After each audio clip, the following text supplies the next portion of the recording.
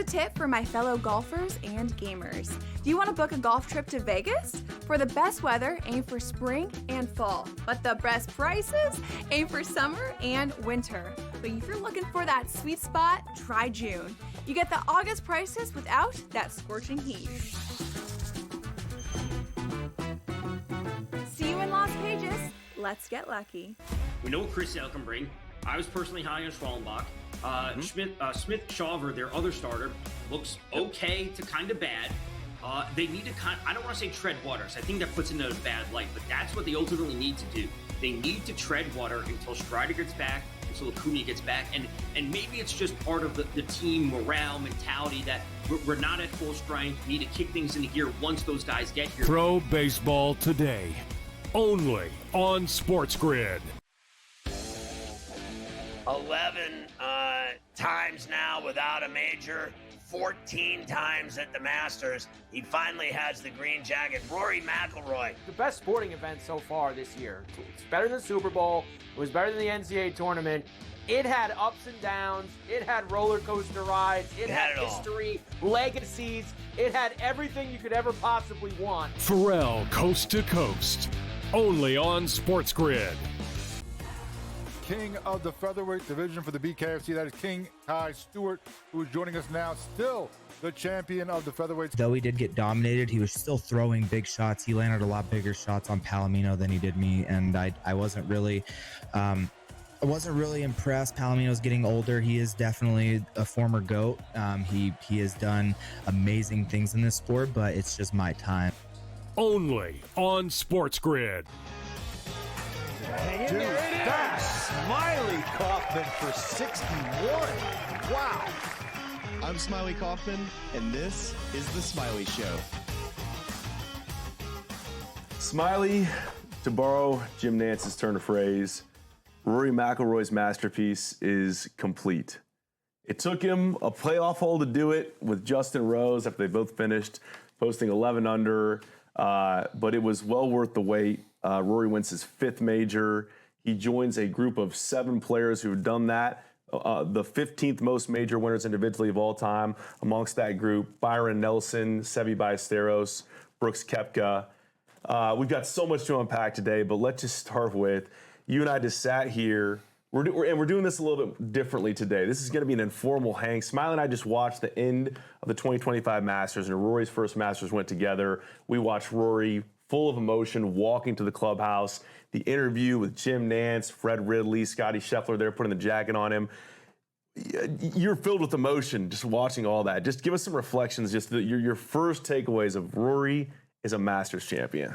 He's a generational talent, Rory McIlroy, and I think, growing up in his generation, it would have been very sad for all Rory fans and all of golf fans to not see him win a green jacket.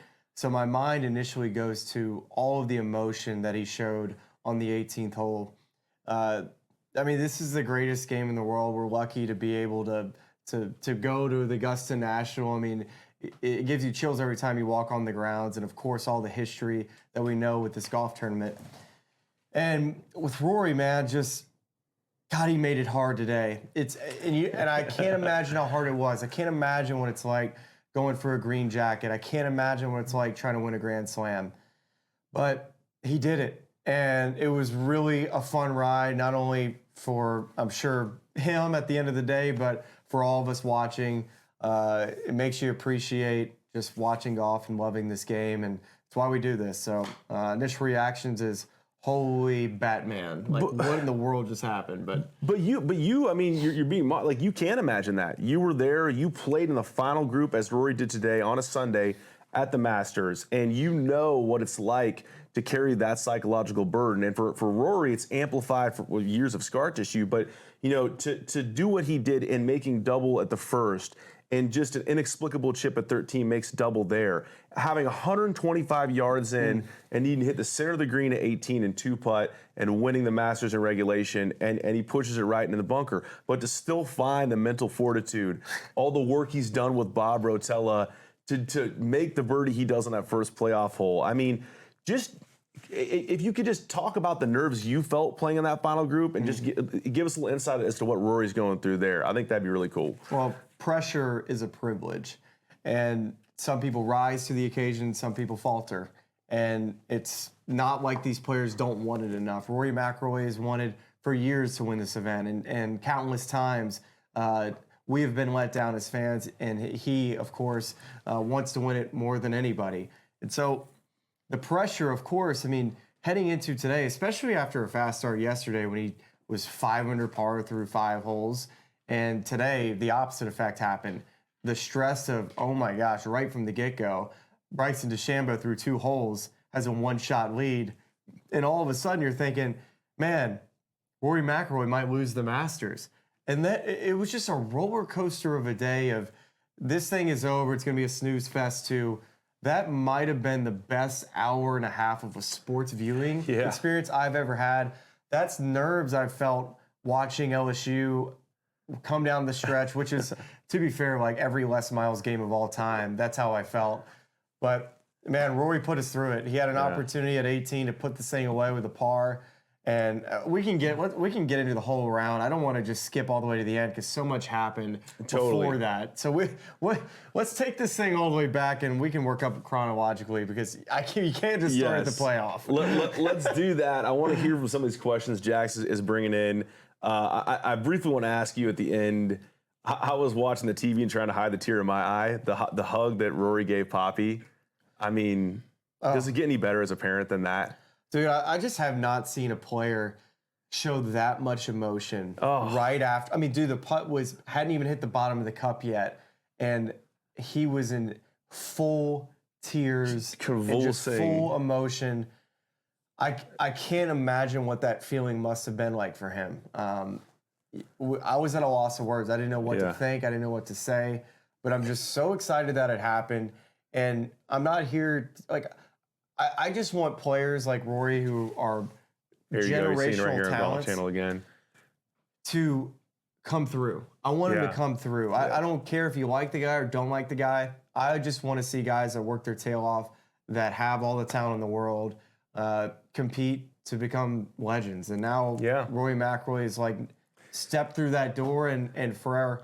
And dude, who knows what's going to happen now? I mean, this may have just been, just walking through that door. It could lead to a lot. A little bit of a career renaissance for him this year. Not to say he wasn't playing like a top 5 player in the world, but as a 36-year-old, I mean, career arcs are longer in the game of golf than they are in other sports. But all that he's done this year and now winning this major, hey, the next place we're headed happens to be a place that's pretty happy hunting for Rory McIlroy at Quail Hollow.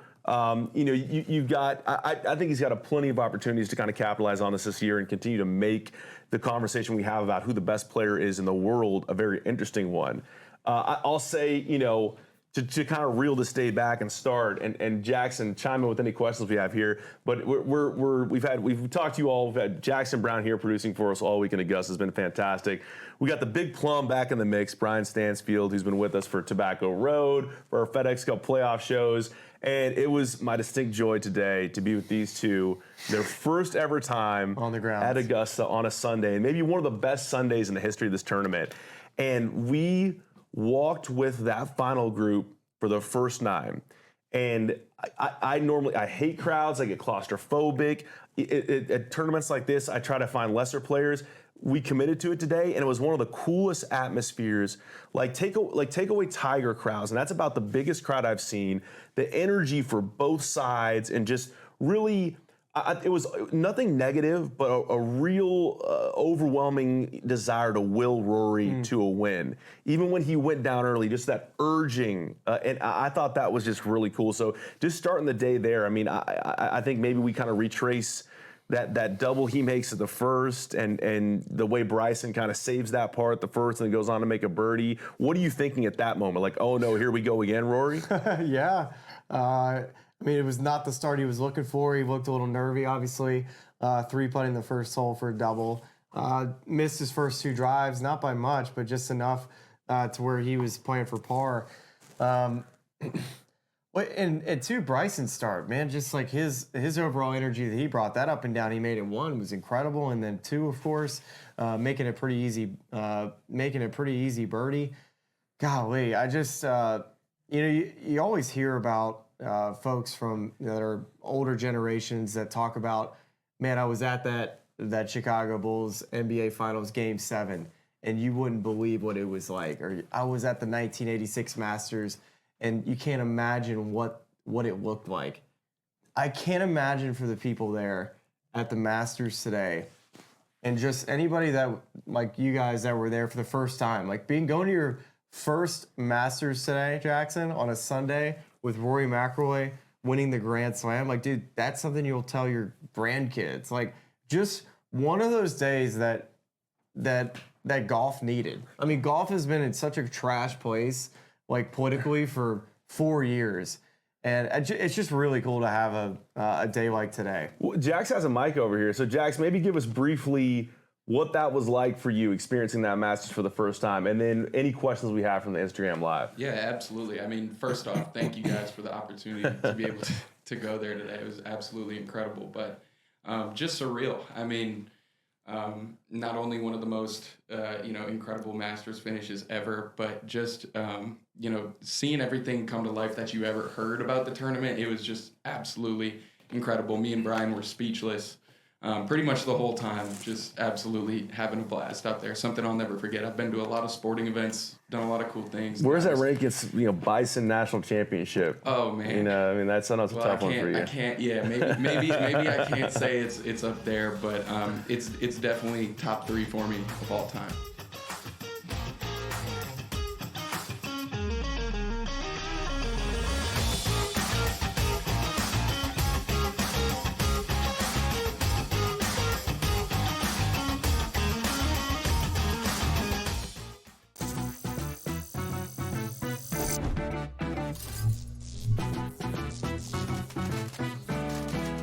Want to play roulette? Here's a tip. European roulette has a lower house edge than American style. The lower the house edge, the better shot you have at winning. Most online casinos offer European roulette. So, if I were you, I'd get spinning. Now, go get lucky. See you in Lost Pages. Let's get lucky. Okay, what tools can you use to measure those things a bit? And that's where you have like force plates and 3D motion and launch monitors, things like that. But that's all just sort of like measuring what's happening. That doesn't necessarily explain why one guy's really good and another guy's not really good. And that's where there's still kind of like this ongoing, how do you like continue to do research to understand that better? And I think that's going to last well past my lifetime. The Smylie Show, only on SportsGrid. I'm still optimistic eventually this will happen and they'll get it together. I mean, if Florida can get their act together, Sam, with the tribes, I believe that California can too. It would bring a lot of money to the tribes, which is also something they really care about. It's an $8 billion market. Conservatively, it could be even more when it legalizes. The sports books would be sharing revenue with the tribes, essentially doing all their operations and forking over a percentage directly to the tribes. Newswire, only on SportsGrid. King of the featherweight division for the BKFC, that is King Kai Stewart, who is joining us now, still the champion of the featherweight. Though he did get dominated, he was still throwing big shots. He landed a lot bigger shots on Palomino than he did me, and I wasn't really impressed. Palomino's getting older. He is definitely a former GOAT. He has done amazing things in this sport, but it's just my time. Only on SportsGrid.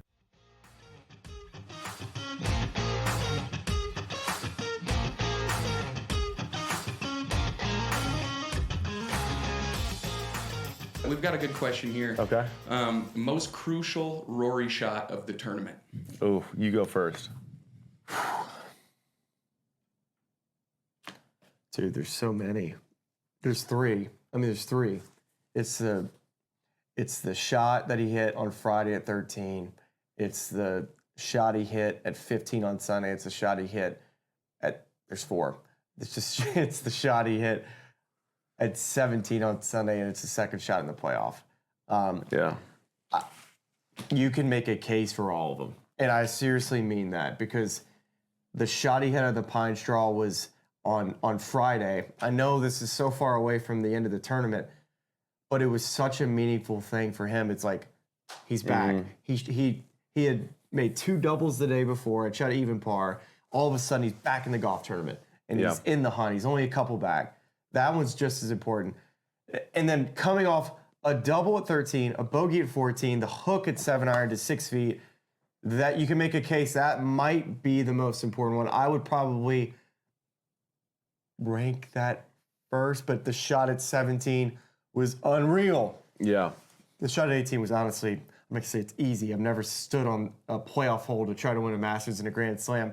But from a overall difficulty standpoint, that was the easiest shot. But the most crucial, of course, because that's what won in the dang Masters. Well, and maybe the one that's laden with the biggest psychological burden, even though you just hit it, that's what you're thinking about as you stand over it. Right. I'd probably go with that one, although I just say, and you already mentioned one of them, just both of the approach shots on 15 on the weekend were just so good on a week where that green was insanely firm, and, guys figured out as the week went on, but we watched Rory, Scotty, Colin, Patrick Cantlay go long on that green on Thursday. And so for him to do what he did, hitting, mid to long irons in that green on Saturday, Sunday, and converting, I think 3 under between those 2 holes was big stuff, important. All right, so let's take our step back to the beginning of this round. And I want to bring up a quote that I just read about Bryson DeChambeau talking about Rory McIlroy. And this goes back to our Day 3 journal. If you watch our Day 3 journal, we talked about how is Rory going to handle Bryson DeChambeau and the crowds on Sunday. We felt like Bryson was going to take every opportunity to try to get his crowd on his side. If anything, do anything in his power to maybe try to get inside Rory's head in any way that he could. I have a take here. I want to hear what you have to say, but I have a little take Here's here. The quote. Okay. Here's a quote. Bryson was asked, did you talk to Rory at all that day? Bryson said back and said, Rory wouldn't talk to him the entire day, hardly looked at him, there was no conversations. So you could see that Rory heading into the day probably made the conscious decision with his team and said, avoid him, don't talk to him, don't let him try to speak to you. Smart. That's the only way to handle a Sunday situation like that. And Bryson probably needed somebody to talk to. It was not a good day for Bryson. Maybe a little bit of what you talked about last night, of a little bit of remembering things that have been said to him, remembering the U.S. Open loss, remembering. You just got to stay in your lane. You just got to stay in your lane as an athlete, and it's that's not abnormal for that to happen. Undoubtedly, on the final pairing. I don't remember any words to said to Jordan on Sunday when we paired together. It's not that hot of a take, but I was just thinking about the dynamics of the way that round starts and what Bryson, we thought, was hoping to do to get the crowd involved early. And I think it's a lot easier if Rory makes 4 on the first hole and Bryson makes 3 for him to kind of fire up the crowd and get him pumped up early. Whereas if you're watching your competitor make a double, you're not going to be fist pumping. You're not going to be fist pumping. You know what I mean? Raising the roof. And so he makes birdie at 2, but then immediately flips around and Rory makes that 3, and then you've kind of lost the opportunity. But that was at first I'm like, man, this is catastrophic for Rory. But Rory even said, and his post round, just talking to Jim Nantz and others, like that double at 1 kind of got him going, in a weird sort of way. So yeah, I mean, it did. I mean, the up and down at 3 is underrated from Rory, and then Bryson 3-putting, and then the iron shot at 4. It was playing like 230 today. Like, what a full iron to be able to make a birdie. I thought the most crucial shots today were going to be on the par 3s. I felt like with no wind, still the challenge at Augusta National is going to be about how you play these par 3s, especially with like abnormal hole location, like at 16. So a little different. And then, of course, can you hit the 7th fairway? And if you can, you could score. If you don't, it's going to be very difficult to make a par. And then also, like, maybe the 5th best shot of the tournament was Rory's shot there at 7, which you guys had a pretty good vantage point of. That's right. That was we watched him hook that right over our head. Brian and Jackson and I were standing I thought it was a high fade, you said. It was a high fade. Like he would, so we're standing to the left and short of 7 green because we're looking to watch them hit their shots and go to 8. So it's like, and so he's in this trees over there, and we're looking at, I guess we're looking up 3 fairway. Like 8 or 7 comes down this way, 3 goes up this way, then 8's Jason over here. And so he's looking over into 7, and he starts looking in a gap our way. We're like, wait a second. He's going to hoist that over this tree and work it back in. Did what he did. Jax, how about let's do one more question. Is the live still running? Yes, it is. Okay, so let's do one more question and cut the live so the rest of the show happens on YouTube only. Make sure to join us for that. Sounds good. Make sure to join us on YouTube after this. One more question for you guys. Prediction, can Rory's 2025 be better than Scotty's 2024? Ooh. Well, here's the debate on that. So Scotty won, was it 9 times? Is that right? Mm-hmm. Was it 8 or 9? I think it was. I think it was confused with the Olympics thing. Well, it's do we include the Olympics and do we include the Olympics? Do we include the Hero World Challenge? Yes. Okay, I think it might have even been 10. No, it wasn't 10. He didn't win 10 times. I think it might have been 9, including the Olympics. I think it was 9. Okay, so that's right, because I predicted 10. I was trying to make people. He's currently won the 2 biggest events on the calendar. He's won the Players. Right. He's won the Masters. If he's able to win, if he's able to win one more major, the FedEx Cup, yeah, 100%. Like if we're talking, if he wins 6 times, it's better than 9, based on the events that he wins. Because remember, Scotty last year, he didn't win a major. He won the Masters. Yeah, and confirming, you're correct. He had 7 wins, for part of the regular PGA Tour calendar, plus Olympics, plus.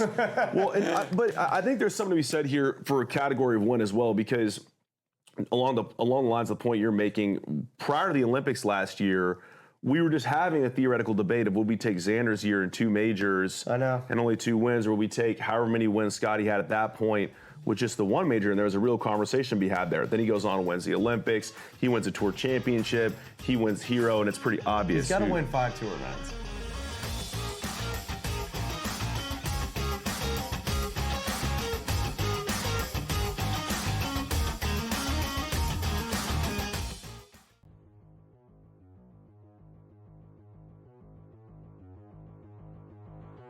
Fantasy baseball. Let's be honest, George. There's a lot of things antiquated about this game that we love. Man, like I would love to try some new little wrinkles here. And so for Sam's question here on the show, I think it's at least fair to ask the question, with catchers in fantasy baseball, and sometimes we're playing in 2 catcher leagues, why at this stage of the game? I have no idea. If you're still doing it, you're behind in the times. Buy or sell, catchers should get a fantasy point for throwing out runners trying to steal. So essentially awarding a defensive play to get an offensive point in fantasy. You gonna buy or sell this?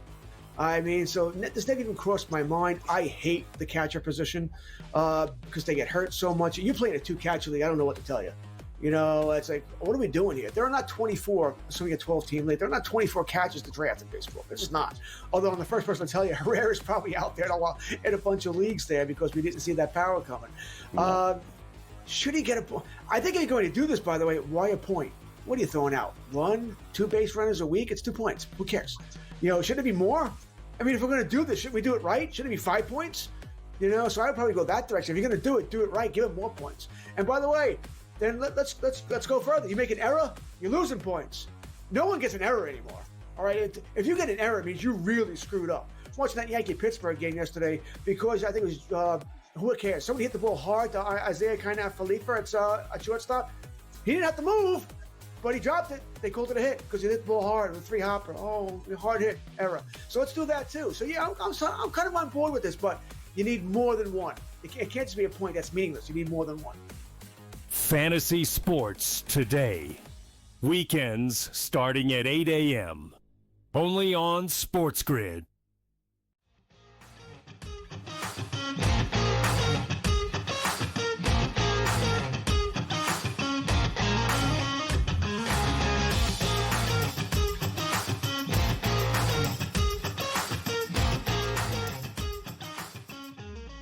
Let's talk a little bit, as Rory gets his green jacket, about really zoom out and talk about legacy here. And to do so, we're going to do it with the help of our great partner Ahead.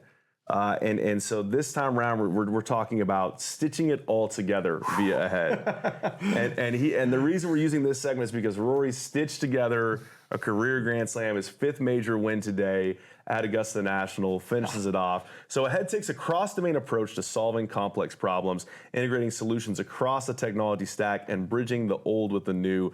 Ahead relies on its heritage of modernizing legacy infrastructure to blend with cloud-native skills. Learn more at Ahead.com. I'd say Rory brought some new in to combine with some of those old majors and reminded people, hey, I still got it, and truly stitches that Grand Slam together. So I read you some of the names earlier of guys he's alongside now.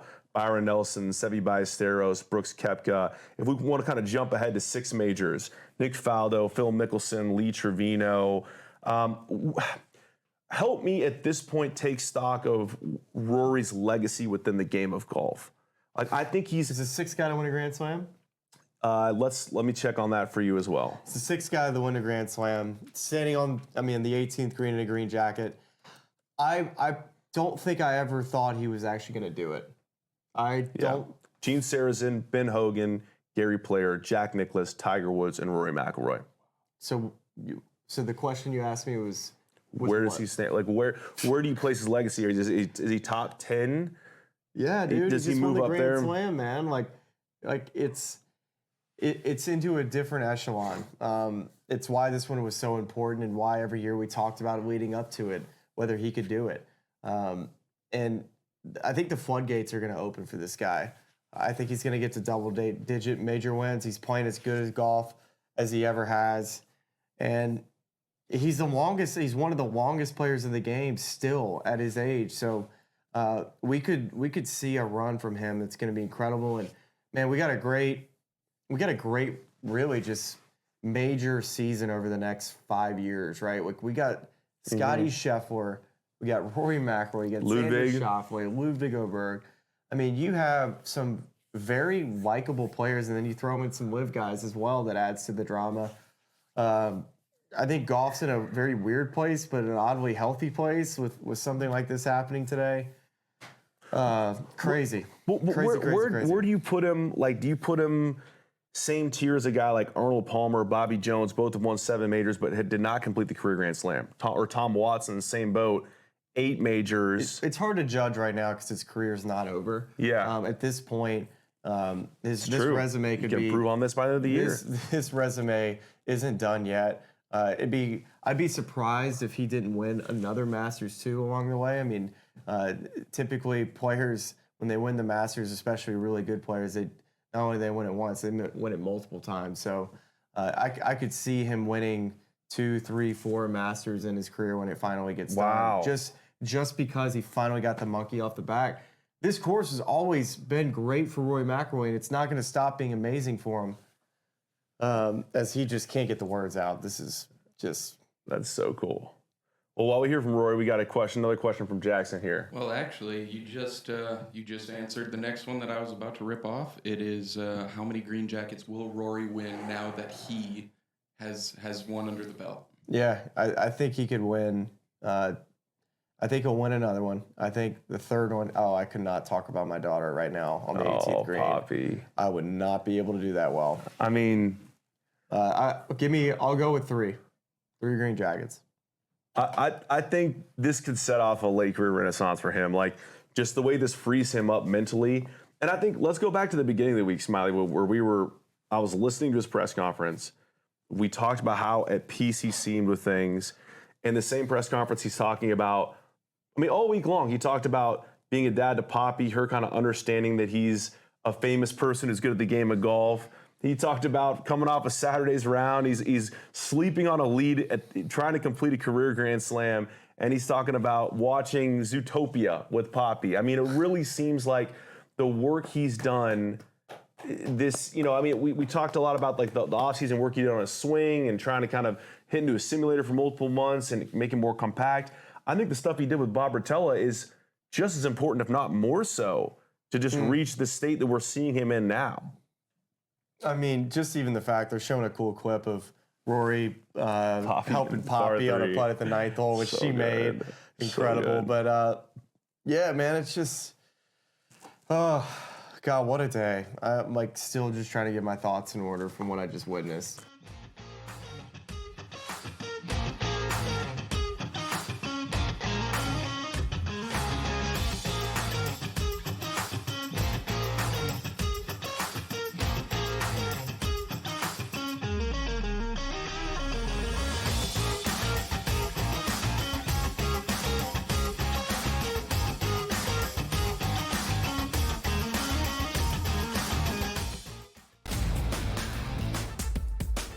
Who else? Who can maybe provide a test? Who can maybe be a challenger and a contender elsewhere around the Eastern Conference? Top 2 is going to be a runaway. But I guess if I had to choose, Ben, it's going to be the Knicks. At least they have the talent to somehow upset teams that are better than them, but they can't in the regular season. Maybe it changes in the playoffs. The Early Line. Only on SportsGrid. We know what Chris Sale can bring. I was personally high on Schwallenbach. Smith Shawver, their other starter, looks okay to kind of bad. They need to I don't want to say tread water, so I think that puts it in a bad light, but that's what they ultimately need to do. They need to tread water until Strider gets back, until Acuna gets back, and maybe it's just part of the team morale mentality that we're not at full strength, need to kick things into gear once those guys get here. Pro Baseball Today, only on SportsGrid. They have already decided, it would appear to me, from what you're telling me, that they're satisfied with the quarterback room as it stands now. Shedeur Sanders does not have the value to go at number 3. I know they need a quarterback. It's about this season with Russell Wilson, okay? No question he's going to be the starter. Winston will back him up. But the future they can get next year. Pharrell, Coast to Coast, only on SportsGrid.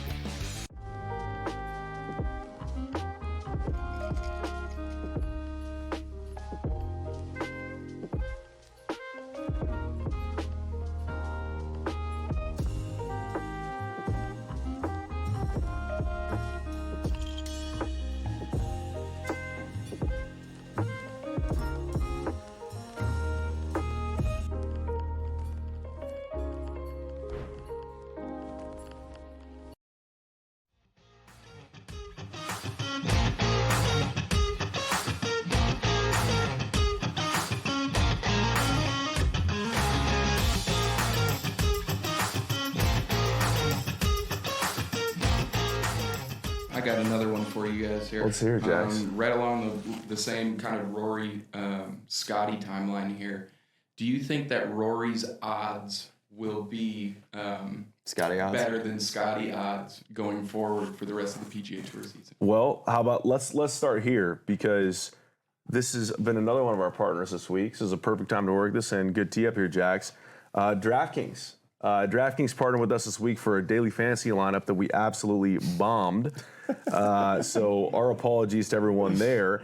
And I'm not sure if this promotion's still going, but let me just tell you about that and then set up some odds for the rest of the season. Maybe we'll let Smylie guess what the major odds are currently on DraftKings Sportsbook. But for the year's first major, DraftKings is giving all customers a shot to play free for a $1 million top prize with your next $10 deposit. I'll tell you a little bit more about our involvement in this contest in a second, but let's get to DraftKings Sportsbook.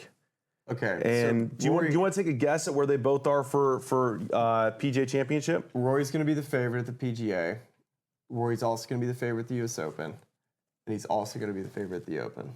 You think he's going to be the favorite at all 3?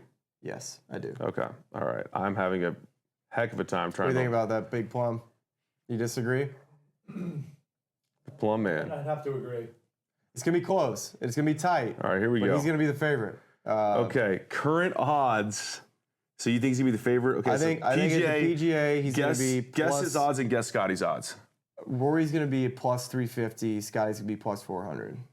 They're both plus 500. They're both plus 500. Okay, now let's just see if they view plus any 500. Of these other... okay, seems now... like it's a pretty good value right there. I don't know. All right, now U.S. Open, Oakmont. U.S. Open, Oakmont. Rory's a favorite. Since that, I was a little short on that one. I'm going to go back up a little bit. Let's go. He's an amazing U.S. Open player. I'm going to go plus 450. Scotty plus 500. Scotty plus 500. Rory plus 600. Scotty remains the favorite. Currently on DraftKings Sportsbook. We'll have to hit the refresh button here in a minute. Open Championship. What do you got? Tyrrell Hatton minus 140. Shane Lowry plus 120. No, I mean, probably plus 500. Let's go both plus 500. You nailed that last one. It's interesting. I assume they're still taking action on this right now, but I mean it's to see that they still are favoring Scotty a little bit. What do you think? That's just the nature of the way Rory closed there, or just thinking that Scotty's going to at the US Scotty's going to have to round into Open? form. He's going to have to knock the rust off at some point. Yeah, totally. Talking about the U.S. Open? I'm just talking about any of the majors the rest of the season, or just Scotty in general. What'd you make of Scotty's performance this week? I mean, he was right there having a chance to win the Masters and had his C stuff this week. Isn't that kind of incredible? He finished at 8, I think. He just about found his way there. God, Rory looks so weird in a green jacket. I just don't think I ever pictured it. It was only a meme. Amazing. This is supposed to be like an internet thing, not a real life thing. It's so cool. God, I love it. Yeah, Scotty finishes just 8 shots off the playoff. I mean, 3 shots off the playoff at 8 under. Got a question for you. Okay. This win in 2025, Rory McIlroy, or Tiger's win in 2019, which one had a bigger impact on you at the moment? I'll tell you what, that's going to serve as a big tease because I'm going to wrap up our DraftKings thing right here. And on the other side of this little read, we'll talk to you about which one was more impactful, Rory 2025 or Tiger 2019. But first, download the DraftKings app and use code SMILEYSHOW to play free for a shot at the $1 million top prize with just a $10 deposit. That's code SMILEYSHOW for all DraftKings customers. The crown is yours. Gambling problem? Call 1-800-GAMBLER. In New York, call 877-8-HOPE-NY or text HOPE-NY at 467-369. In Connecticut, help is available for problem gambling. Call 888-789-7777 or visit ccpg.org. 18 and over in most eligible states, but age varies by jurisdiction. Eligibility restrictions apply. Void where prohibited. New customers only. Minimum $10 deposit required. One single-use $10 ticket rewarded for Fantasy Golf Millionaire Contest that expires on April 10th at 7 a.m. See terms at DraftKings.com/promotions.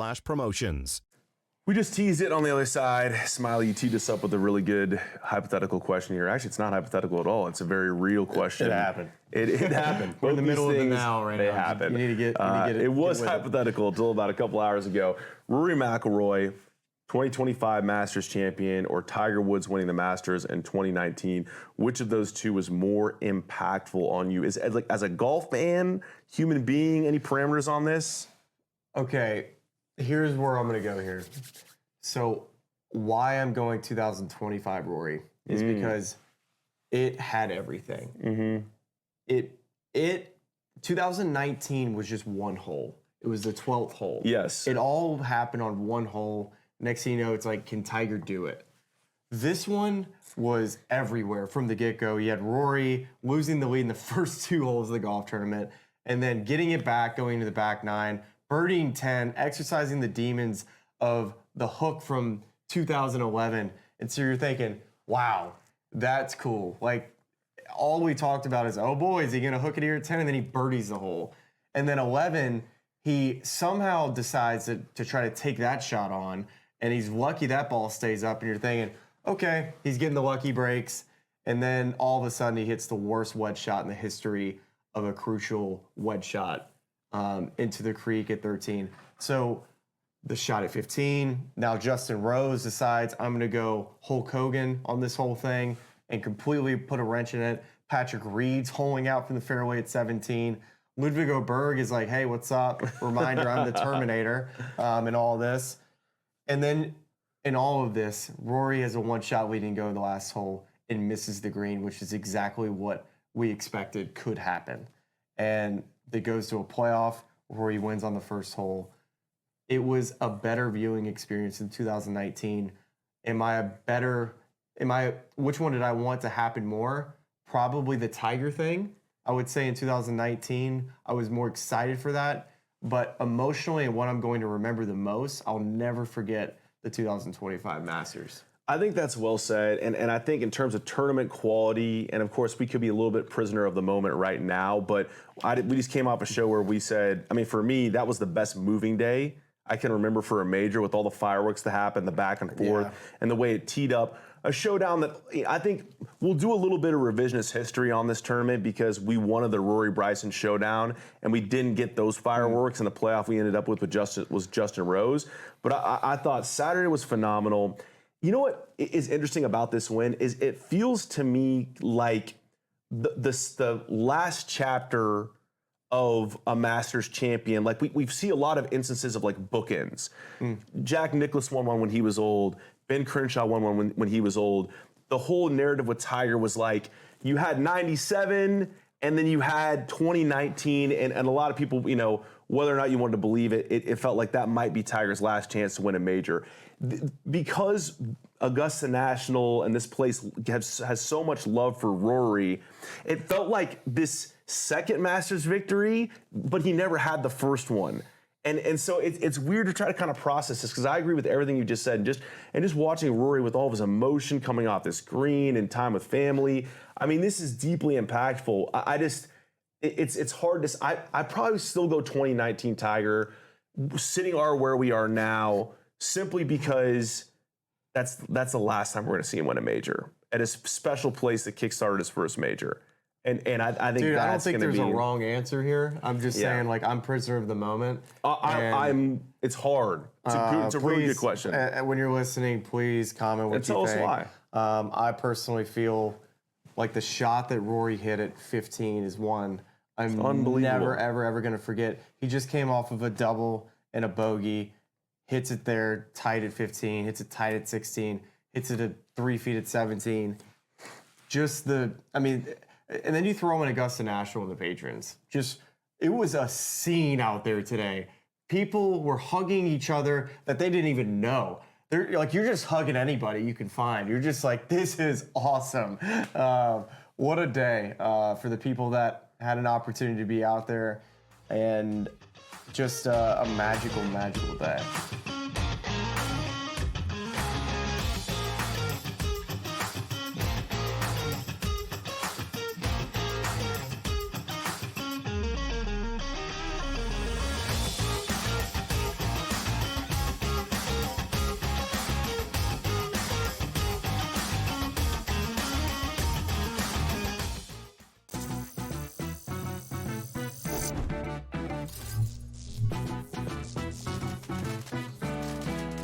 Want to play roulette? Here's a tip. European roulette has a lower house edge than American style.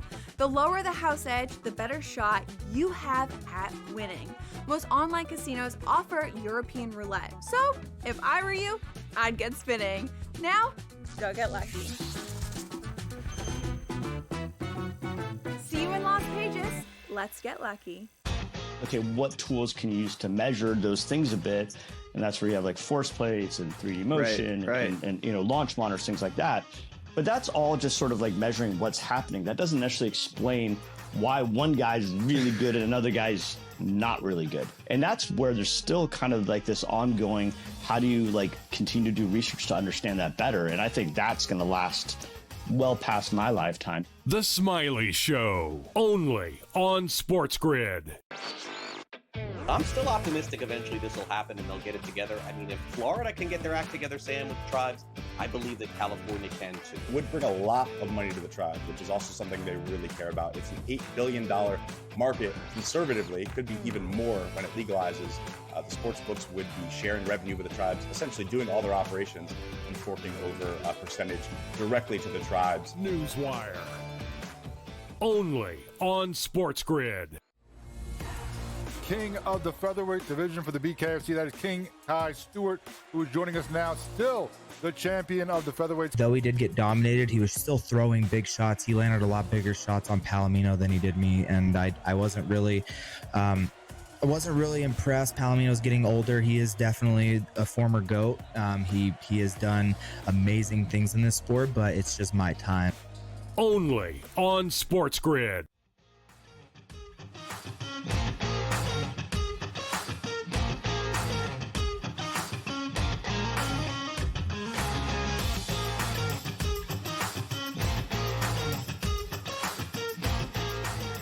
Quick thought on Bryson DeChambeau.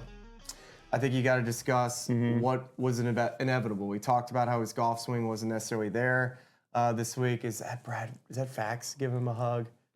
Oh, it's Fax. Give him a hug. I love it. Man, that's so good to see. Bryson talked about how he didn't necessarily have the golf swing this week, and man, it was it came out, right? Like the iron game wasn't quite there. Overturns. I guarantee wall strokes. He hit in the water. Was it the 11th hole today? Overturned it. That was hit in the water at 15, which seemed to be like more of a miss club type of situation because it looked like he hit it pretty good.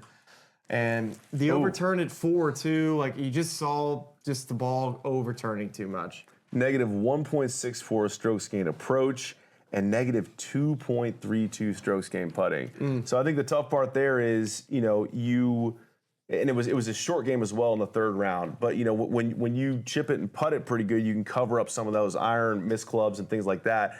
When you don't do that, you're going to end up way off the pace in a Masters that came down to the wire. I felt like I was a little bit bummed about losing the sort of cinematic setup we felt like we had last night for the showdown, and it got saved Who a little. cares, man? Like it turned out to be awesome. It truly did, and the playoff kind of was a saving grace. And of course, the thing that we got to see in Rory is the outcome that I was really hoping to see just for the rest of the game. But it stunk. It wasn't a showdown.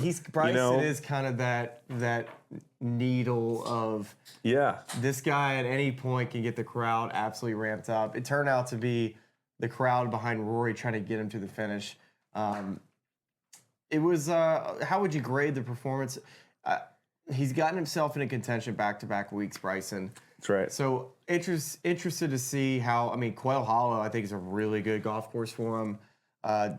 It's unfortunate for me. I wish I could use him on one and done in one of these majors coming up because, and two, when we think about the Ryder Cup coming up, Bryson he had a lot on the line today. Like if he would have obviously won the Masters, he'd have been on the Ryder Cup team. But even a second place finish at the Masters today, he would have probably locked up a spot on the Ryder Cup. I guarantee those rankings probably aren't quite. They're not quite updated. This is a little dated. He's fifth right now, but. There weren't a ton of Americans in front of him. Bryson's going to be on that team. Scotty, Patrick Reed. I think it's almost a shoo-in at this point for him to be on the team. I think so. And boy, I love it too. I think so. Yeah, obviously different than the criteria. If the PGA Tour did not run the President's Cup, he probably would have been, there in Montreal as well. I think it's. For me, because he would have been. Yeah, correct. Your criteria, the way you're looking at it, is the correct way. It's the precise way. It's the golf intelligence way. I'm looking at it from storylines, from just wanting to have something there that was, fun or really just a resolution of the head-to-head we saw at Pinehurst. And it's almost like Bryson got himself off the hook in a way there, because we're going to look back on this and maybe not give him a pass for the way he played today, but we're going to remember the ending clash between Rory and Justin Rose. He didn't play well on Sunday. The other thing that we didn't mention too earlier when we talk about Rory McIlroy's year and what could happen, could it be a Scotty Scheffler type of year? I think the one thing that Scotty has under his belt from last year is winning an Olympic gold medal. And let's compare that to, let's say at Bethpage this year, Rory McIlroy goes undefeated and Europe wins the Ryder Cup, a road Ryder Cup, and he's the leader of that team. That also would be in the same probably category of Scotty Scheffler winning a gold medal, maybe. I totally agree. Maybe even debatable that it could be higher if he's the guy that wins every single match that he plays. I know it's a team points deal, but still, just wanted to throw that out there. It's a Ryder Cup year. Scotty Scheffler had an amazing year in a President's Cup year. So when we compare these things and what the impact these players have, especially for non-PGA Tour, non-major events, that's kind of one to throw in there. I completely agree. That's one of the things Rory said leaving Rome was one of the hardest things to do is win a Ryder Cup on foreign soil. If they're able to do that and he's the heart and soul of that team, I think that completely factors in. Do you want to talk? How about Max Homa? I'm there. Let's go there. Making a cut, and he's played 4 days in events without a cut since last July. But the last time he made a cut, an event with a cut, was in July. And the struggles are well documented. A lot of things have changed on his front. Changed coaches, changed equipment. What do you kind of chalk this week up to? I mean, it's got to feel great for him. The game, like he's been driving it good. The iron game's been like the fades have not been there for him. He's been scoring terribly. He's been not playing golf. He's been playing golf swing. And the touch and the feel and the confidence hasn't been there. And I think going to a golf course where he's already driving it like fairly well and hits a lot of fairways. Last year, he was so disciplined to playing a very difficult Masters golf course, Augusta National, very firm, and was playing to spots. And I think when you have to play so patient out here, I think that helps a player like Max, who maybe feels like I got to aim at this flag. Well, you don't have to aim at all the flags at Augusta National. You play the spots. That had to help him this week. The short game obviously was way better. And what I wanted to look up right here is I have my phone kind of pulled up. I wanted to look at where Max Homa is in the official world golf rankings because he's outside of the top 60 in the world coming into the week. And I wanted to see if it was updated because I wanted to see if Max played his way into, let's see, like the PGA should be getting into, but the U.S. Open's top 60, the Open's kind of around there too. So like Max is going to play his way into these events. He was 81st heading into the week, and we'll figure out what the update is. Is it not updated? It's not updated yet, although I can do a little searching here. I'm curious what a T12 will do. Will that jump him? Like I think he's still got work to do to get qualified for the majors, because you have to get qualified by world ranking. Yeah, our guy who usually comes with the world rankings is actually, wait, let me check one more person here. Okay, here we go. Okay, here we go.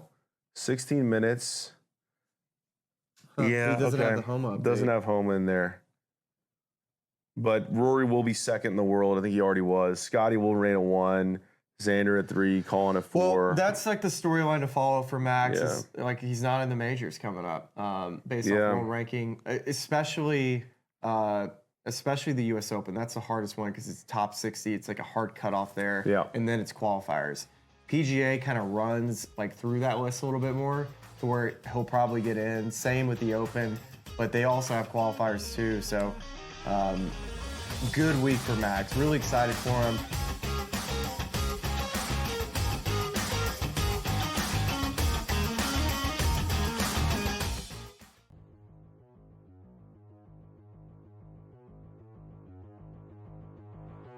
Fantasy baseball. Let's be honest, George. There's a lot of things antiquated about this game that we love. Man, like I would love to try some new little wrinkles here. And so for Sam's question here on the show, I think it's at least fair to ask the question with catchers in fantasy baseball. And sometimes we're playing in 2 catcher leagues. Why at this stage of the game? I have no idea. If you're still doing it, you're behind in the times. Buy or sell, catchers should get a fantasy point for throwing out runners trying to steal. So essentially awarding a defensive play to get an offensive point in fantasy. You gonna buy or sell this? I mean, so this never even crossed my mind. I hate the catcher position because they get hurt so much. You play in a 2-catcher league, I don't know what to tell you. You know, it's like, what are we doing here? There are not 24, so we get 12-team league. There are not 24 catchers to draft in baseball. There's just not. Although I'm the first person to tell you, Herrera's probably out there in a bunch of leagues there because we didn't see that power coming. Should he get a point? I think if you're going to do this, by the way, why a point? What are you throwing out? 1, 2 base runners a week? It's 2 points. Who cares? You know, should it be more? I mean, if we're going to do this, should we do it right? Should it be 5 points? You know, so I would probably go that direction. If you're going to do it right. Give it more points. And by the way, then let's go further. You make an error, you're losing points. No one gets an error anymore. All right, if you get an error, it means you really screwed up. I was watching that Yankee-Pittsburgh game yesterday because I think it was who cares? Somebody hit the ball hard to Isaiah Khalifa at shortstop. He didn't have to move, but he dropped it. They called it a hit because he hit the ball hard with 3 hopper. Oh, hard hit, error. So let's do that too. So yeah, I'm kind of on board with this, but you need more than one. It can't just be a point that's meaningless. You need more than one. Fantasy Sports Today. Weekends starting at 8 a.m. Only on SportsGrid.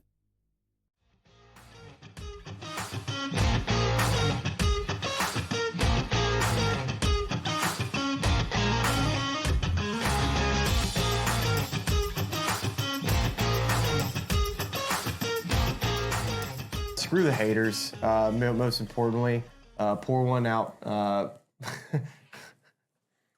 Pour one out for the haters? Is that what was I about to say that? Like, what does that even mean? That doesn't even make any sense. Pour one out for the haters does not make any sense. Maybe like pour one out on top of the haters, pour on the one haters. On top of the haters. Pour one on top of the haters. That's where we were going. I knew I wanted to pour something. I didn't know where or on who. Yeah, pour it on top of the haters. If you're one of those guys, just picture a beer being poured on your head. You just got a beer dumped on you, and it's an away game. You can't even do anything about it. And he finished T12, which means he's in the Masters next year. next year. So what we got to name this gnome.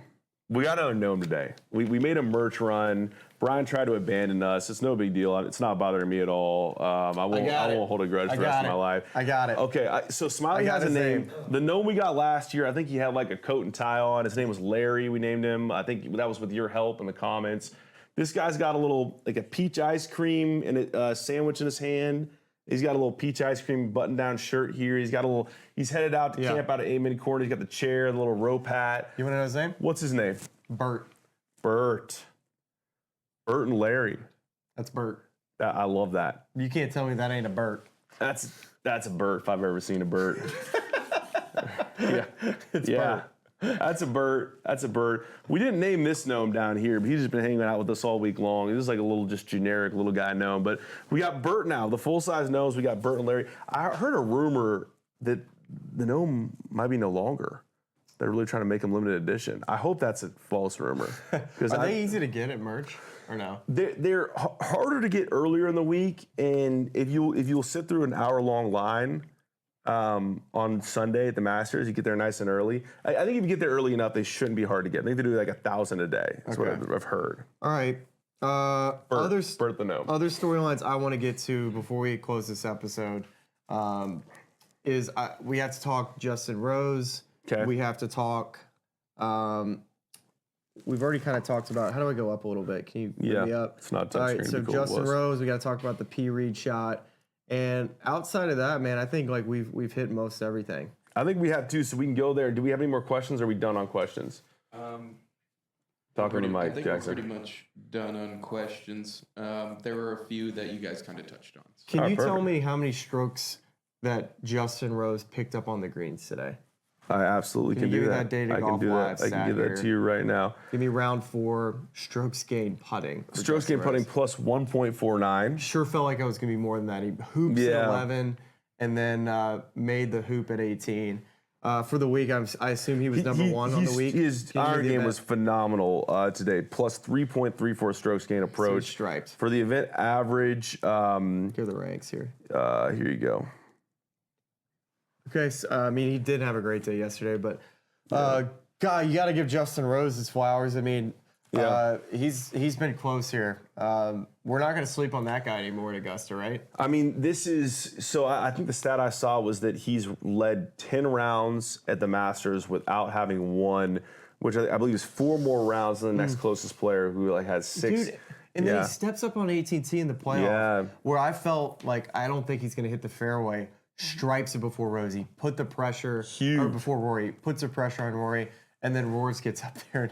The drives that Rory hit on 18, we have not talked enough about. Oh my goodness. Insane how hard it is to do what he just did there. I want to know how far those drives flew. They probably flew 320. That's a great point because we talked about that on the live you had where he'd missed right 2 days in a row. Kind of hit it high over the tree line. One was in the rough, one just barely stayed in the fairway. But to execute that hammered cut, not letting it fall left, like his normal kind of draw shape into that fairway bunker, which would have made it impossible. And obviously the first time doesn't hit the wedge he wants to, but then gets a little redemption shot and wins the tournament. Okay. But those were just peeled cuts. Amazing. Will you listen to me here on this one? Okay. Do you want to do something with me at the PGA? Sure. What do we want to do? You know the guys that write on just a cardboard sign, just whatever it may be, just a general guys just hold thought. up signs. So you and I are going to sit outside the gates at Quail Hollow, and we're going to hold it up just like this and say, "Leave your phones at home." Because how beautiful was that experience? Everybody just watching the scoreboards, living and dying by watching what's about to be changed. You hear the roar, you hear the moans, you don't know what it is. And you're talking to your friend that you met over here from Wisconsin. Then you talk over here to your buddy that you met over in Philadelphia. And then behind you, you got the guy who's a little too drunk, but you're kind of boys with this guy over here from Ohio. And this is what made this event amazing. You just see the reactions at the 18th green. I think that if we can have everybody at the PGA and then at the US Open, and at the Open, no phones.